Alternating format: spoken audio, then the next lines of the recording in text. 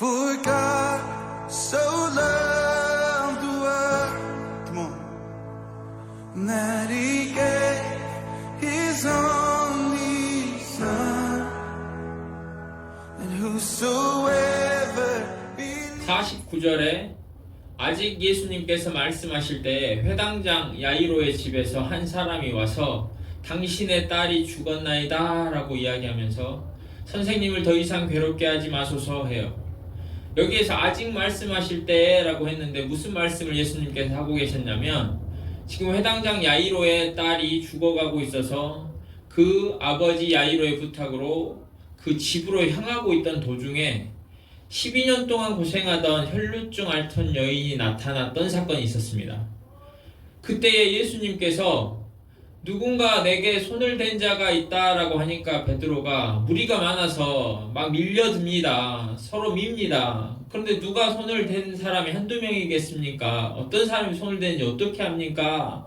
할 때에 예수님이 계속 나에게 특별히 손을 댄 자가 있다라고 이야기하시면서 실랑이가 벌어졌어요.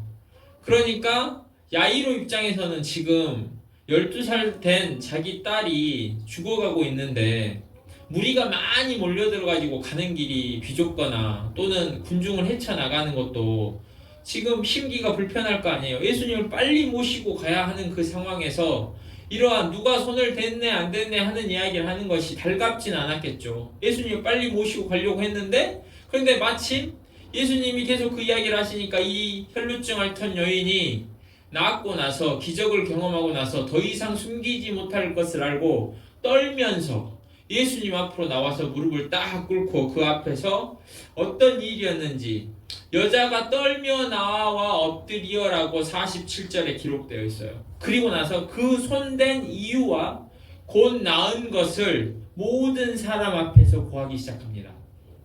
그러면 생각해 보십시오. 이 손을 댄 이유가 무엇인지, 그리고 자신이 지금 낫게 된 그것을 경험했어요. 그러면 손을 댄 이유, 보통 이유는 어떻습니까? 길고 장황합니다.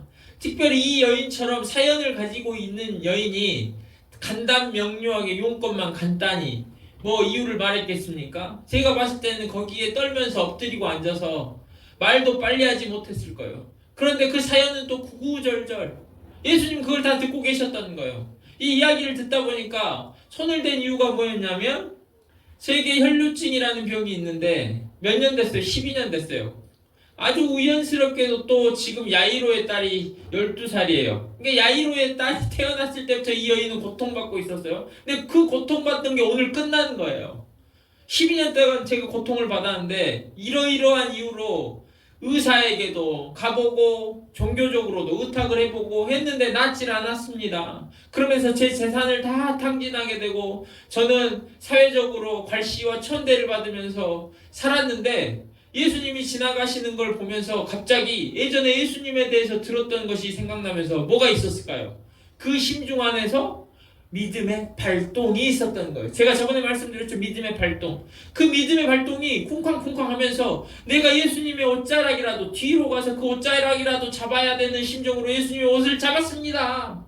이야기를 길게 했어요. 잡았더니 잡는 순간 뭔가 지지직 하면서 성령이 이제 뜨거움으로 뭐 훑고 지나갔겠죠. 그러면서 그 혈루 근원이 마르게 되면서 자신이 나은 것을 경험했어요. 손을 댄 이유가 이래 하고, 그리고 나은 그 기적을 모든 사람 앞에서 떨면서 고했단 말이에요. 그 이야기가 참 길지 않습니까? 지금 야이로는 빨리 예수님을 모시고 가야 되는데, 근데 이 긴 이야기를 하려고 어떤 여자가 나타나서 그 앞에 무릎을 꿇고 길을 막은 것부터는 아마 싫었을 거예요. 아니 왜 이러는 거야 정말 그랬을 거예요. 근데 그 이야기를 듣지 않으니까 야이로의 심정이 어떻겠어요? 아, 이 여인이 이렇게 고통을 받았는데 아무도 낫게 하지 못한 병에서 나음을 입었어. 고침을 받았어. 아마 그 이야기를 들으면서 자신이 지금 야이로는 회당장이잖아요. 회당장은 문제가 발생하면 누구한테 갑니까? 유대 종교 지도자들에게 가야 돼요. 제사장이나 대제사장에게 가야 되는 사람이에요. 그런데 예수님, 대제사장이 겁나 미워하는, 바리새인들 미워하는 예수님에게 오면 나중에 그걸 알게 되면 핀잔받고 비판받고 업신여김을 받을지 모르는데도 불구하고 자기가 예수님을 선택하여 왔잖아요. 그런데 이 여인이 낳는 것을 보면서 내가 대제사장에게 가지 않고 예수님에게 온 것이 너무나 잘한 일이구나. 내가 정말 잘됐구나 했을 것이며, 또한 하나님, 예수님을 통해서 이 여인이 12년 동안 고통받다 나음을 입은 것처럼 지금 사경을 헤매고 있는 제 딸도 구원해 주실 줄 믿습니다. 구원해 주십시오 하면서 믿음이 막 상승했을 거예요. 지금 자신의 딸도 고침을 받아야 되잖아요. 그 간절함, 그 사모한 마음이 더 커졌을 겁니다. 저 여인을 축복해 주세요. 불쌍하잖아요. 축복해 주세요 하는 마음도 막 일어났을 거예요. 그런데 그때에 그 믿음이 막 사모함이 더 막 절실해지는 그때에 그 야이로의 집에서 한 사람이 와서 당신의 딸이 죽었나이다 라고 말하는 거예요. 그러니 어떠겠어요? 갑자기 믿음이 상승하다가 간절함이 막 더 끌어오르다가 이제 이미 죽어버렸어요. 그러니까 선생님을 더 괴롭게 하지 마소서, 이 말은 선생님을 더 이상 붙들고 있지 말란 말이에요. 이제 빨리 장례 치르러 가야 된다라는 말이에요. 그 말을 들으면 갑자기 소망이 사라져버렸을 겁니다. 갑자기 그 믿음이 막 솟아오르던 것이 순식간에 절망으로, 좌절감으로, 공포로, 두려움으로 바뀌게 되었을 거예요. 할 말을 잃어버렸을 거예요. 끝나버렸다는데, 죽어버렸다는데 어떻게 합니까? 이 여인은 살아있으니까 고침을 받았겠지만 내 딸은 죽어버렸다는데 그 상황에 빠진 거예요. 여러분, 이처럼 믿음이 흔들리고 두려움에 휩싸이고 절망감으로 바뀔 때가 있단 말이에요. 그러니까 예수님께서 이 야이로에게 두려워하지 말고 믿기만 하라, 이 말은 지금 야이로가 두려움에 휩싸였다라는 거예요. 그리고 믿음이 흔들리고 있고 믿음이 사라져가고 있다라는 거예요. 그러니까 두려워하지 말고 믿기만 하라.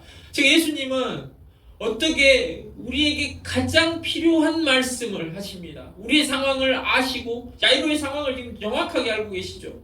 우리의 상황을 그것처럼 정확하게 알고 계시고 우리에게 가장 필요한 말씀을 해주셔요. 즉 우리에게 들으시고 우리에게 가장 위로가 되는 가장 필요한 말씀을 해주시는 거예요. 그런데 그때에 지금 이미 내 자녀가 죽었다고 하는데, 내 딸이 죽었다고 하는데 두려워하지 말고 믿기만 하라, 이 말씀이 무슨 의미가 있습니까? 이미 끝나버렸다고 하는데 그렇게 말하고 포기하고 예수님, 이제 당신을 제가 뭐 한 뒤 더 모시고 가겠습니까? 하고 떠나버리는 사람들이 있어요.